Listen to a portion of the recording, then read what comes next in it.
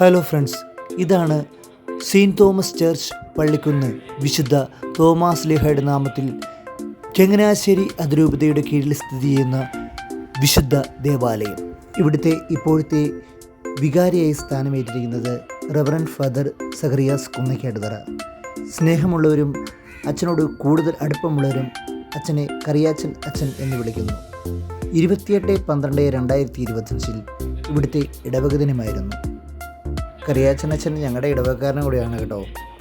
ഞങ്ങളുടെ ഇടവകയുടെ പേരും saint Thomas church Punnathra Vellappally എന്നാണ് കേട്ടോ. അപ്പോൾ സംഭവം എന്താണെന്ന് വെച്ചാൽ, ഇവിടുത്തെ ഇടവക ദിനത്തോടനുബന്ധിച്ച് കറിയാച്ചൻ അച്ഛൻ ഇവിടുത്തെ ഇടവക ജനങ്ങൾക്കായി പ്രാർത്ഥനയ്ക്കും പൊതുസമ്മേളനത്തിനും ശേഷം സ്നേഹവിരുന്ന് ഒരുക്കിയിട്ടുണ്ട്. സ്നേഹവിരുന്നിനായി അച്ഛൻ ഇവർക്ക് വേണ്ടി കരുതി വെച്ചിരുന്നത് പിടിയും കൊഴിയുമാണ്.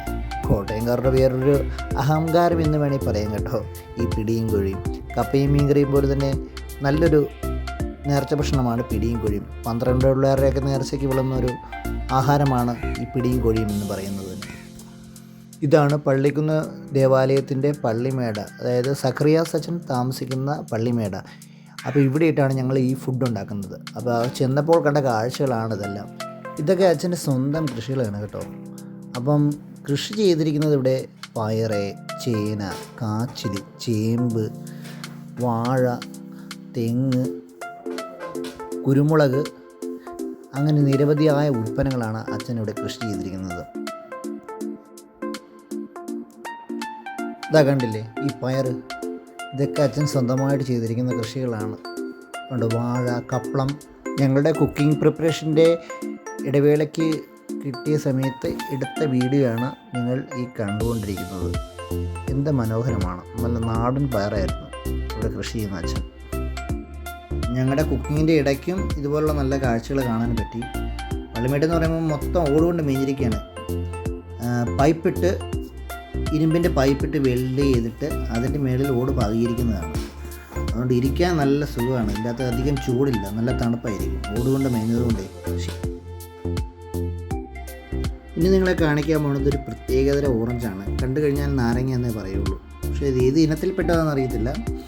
ഇത് വളരെ ചെറുതായിട്ട് നാരങ്ങയുടെ അത്രയും വലിപ്പമേ ഉള്ളൂ. പക്ഷേ ഇത് പെട്ടെന്ന് തന്നെ പഴുക്കുകയും ചെയ്യും.